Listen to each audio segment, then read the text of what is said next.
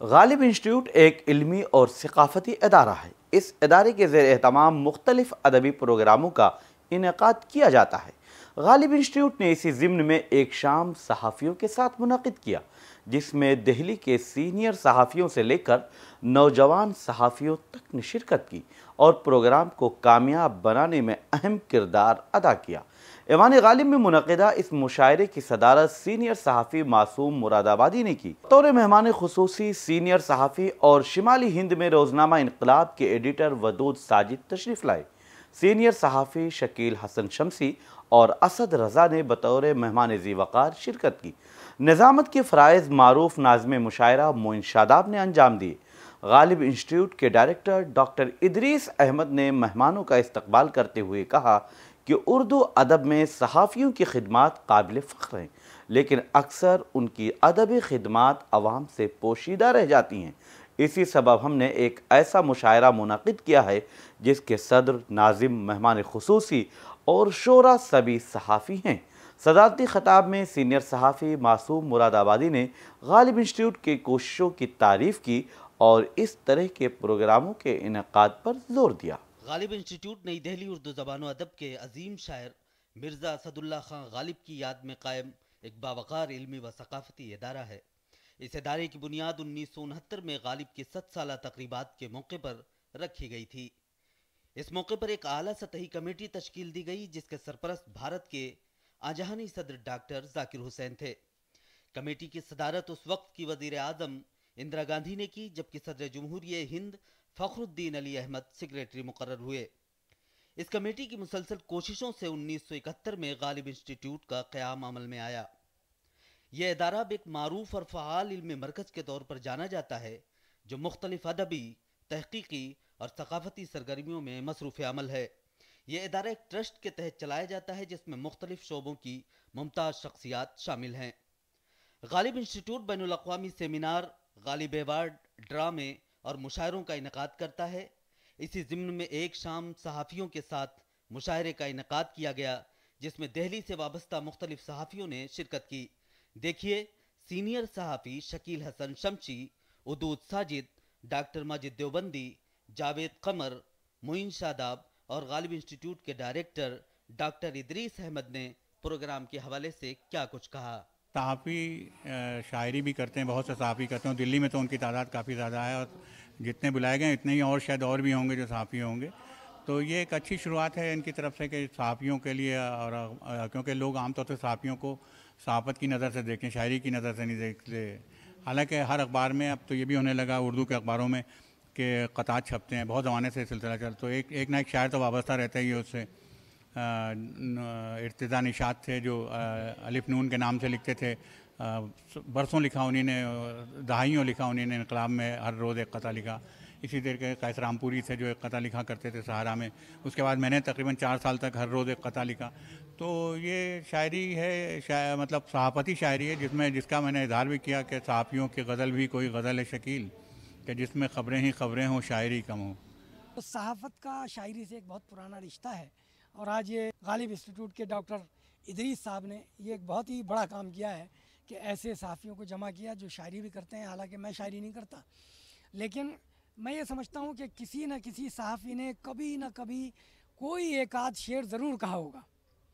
تو بہت بہت شکریہ آپ کا بھی اور ڈاکٹر ادریس صاحب کا بھی، غالب انسٹیٹیوٹ کا بھی، کہ یہ ایک بڑا کام کیا ہے۔ مجھے لگتا ہے کہ آئندہ مختلف میدانوں کے لوگوں کو یہ غالب انسٹیٹیوٹ اور جمع کرے گا انشاءاللہ۔ ایک اچھا قدم ہے، اس لیے کہ بہت دن تک بیچ میں یہ سب نہیں ہوا۔ اردو اکیڈمی میں جب میں وائس چیئرمین تھا تب وہاں صحافیوں کا بھی ایک مشاعرہ ہوتا تھا، اس کے بعد پتہ نہیں کیوں بند ہو گیا، لیکن ایک اچھی بات ہے کہ ایک روایت جو چلی آ رہی ہے اس کو آگے بڑھایا جا رہا ہے۔ اصل میں صحافت اور شاعری کا چولی دامن کا ساتھ ہے۔ عام طور پہ آپ دیکھیں گے کہ جتنے بڑے صحافی ہوئے وہ یا تو شاعر ہوئے یا شاعر نواز ضرور ہوئے، اس لیے کہ شاعری کا ایک شعر کسی تقریر اور ایک مضمون پر حاوی ہو جایا کرتا ہے۔ جیسے ایک شعر بڑا مشہور ہے، مدینہ اخبار بجنور سے نکلتا تھا، معجزہ شق القمر کا ہے مدینے سے آیا، میں نے شق ہو کر لیا ہے دین کو آغوش میں۔ تو یہ کہیے گا کہ شاعری اور صحافت کا چولی دامن کا ساتھ ہے۔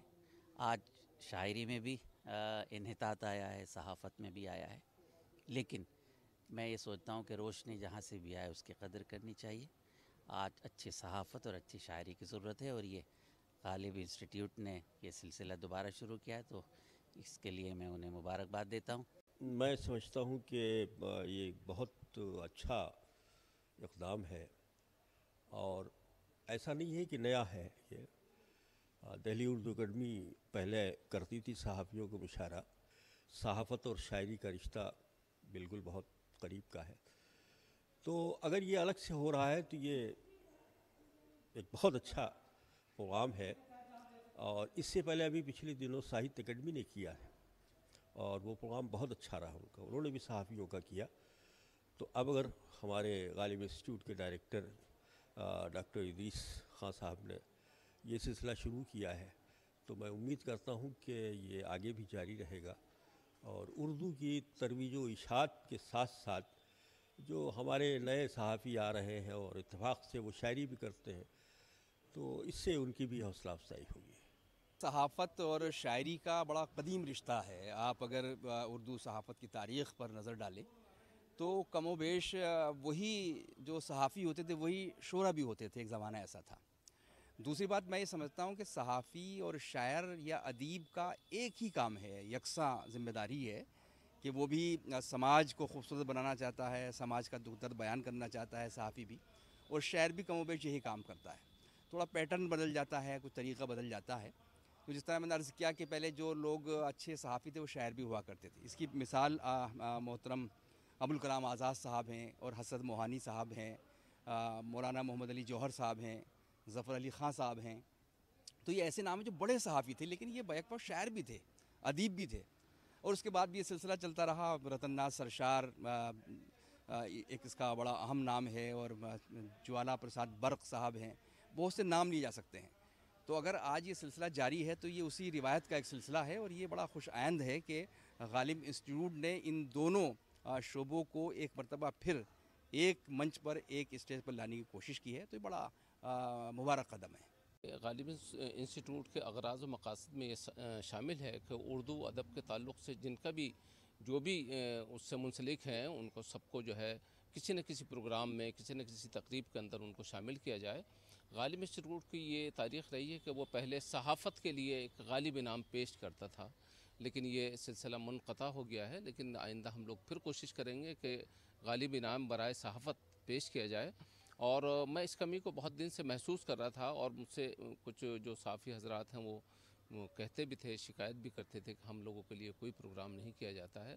तो हमारे यहाँ देखिए बैनुल-अक़वामी कौमी सेमिनार, आलमी मुशायरे और उर्दू ड्रामा और दीगर तक़रीबात यहाँ मुनक़्क़िद होती थी। मुशायरा भी हमारा 2-3 मरतबा होता है एक बरस में।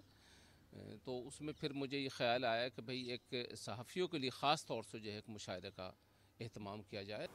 मुशायरे में मासूम मुरादाबादी, शकील हसन शमसी, वदूद साजिद, असद रज़ा, डॉक्टर माजिद देवबंदी, जावेद कमर, मोइन शादाब, अरशद नदीम, ज़मीर हाशमी, शोएब रज़ा फ़ातिमी, अंजुम जाफरी, अमीर अमरोहवी, हबीब सैफ़ी, फरमान चौधरी, खैसाल मेहदी और कासिम शमसी वगैरह ने अपने कलाम पेश किए।